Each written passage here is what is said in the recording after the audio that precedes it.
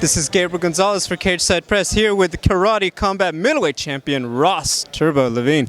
Ross, I mean, another fight for KC40 tomorrow. You're not on the card. Fans might be a little disappointed, but what do you got? Prediction? What's your prediction? Quayhagen and Aghayev. Ooh, it's a good fight. It's a really good fight. Well, first of all, I'm disappointed, so I know the fans are disappointed, but I'll be in there soon, I promise. My prediction for the main event, you know, it's a matchup of styles, right? So we all look at recency bias and we say, well, Aghayev just beat Raymond Daniels and Josh Quayhagen just lost to Luis Rocha.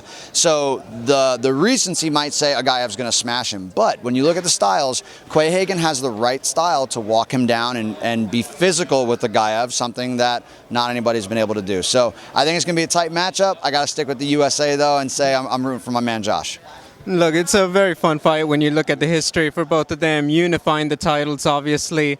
For yourself, I mean, being so kind of baked into the recipe, so to speak, on a night like tomorrow night, are you just like, I can just enjoy this, or you're like, you know what, I need to hit some pads after this? I just, like, the juices get going. Yeah, you know, it's funny. As soon as you get around this environment, they had the power cube out. I'm sitting there. I see Luke Rockhold hitting the power cube. I'm like, all right, let me take my watch off and hit this thing. So, you know, we get competitive really fast. And yeah, it is really hard to not be around this atmosphere and want to go hit pads and want to do some sparring. But tomorrow night, I'm just super excited to be there as a fan, to watch, to enjoy, to, like, get my eyes on it and study. I'm always looking for new ideas and new ways to, you know, utilize my skill set in the pit and become that much better of a champion. So I'm pumped.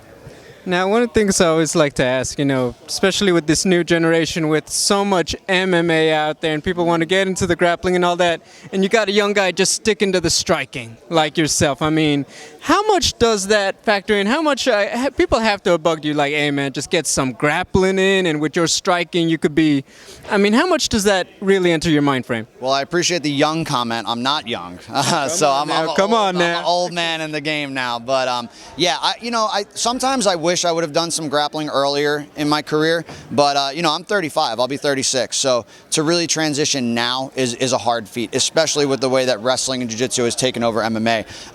So I mean, my advice for people who are strikers and want to stay strikers, you know, you've got some cool things coming up with this weekend. The Kumite #1 is coming up, so you got amateur experience with KC. That's going to be something that people can look forward to, because, you know, I never got to fight on a Glory Kickboxing amateur card. No one gets to fight on a UFC amateur card, but now Karate Combat's presenting that opportunity where you can literally get eyes on you and fight in the pit that you can't do unless you build it. So yeah, I mean, it's a great opportunity for people to come up, and yeah, I mean, people definitely bug me about the MMA, but it's not happening.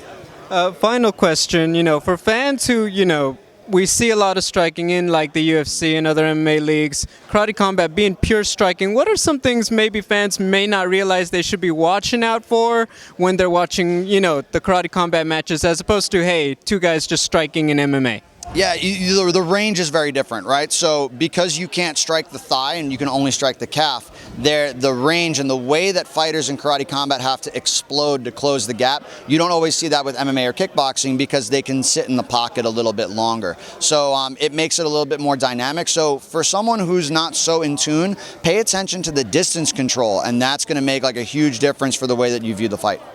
Well, Ross, it's been a pleasure speaking to you. We're looking forward to seeing you back in the pit, and have a great rest of your evening. Thank you.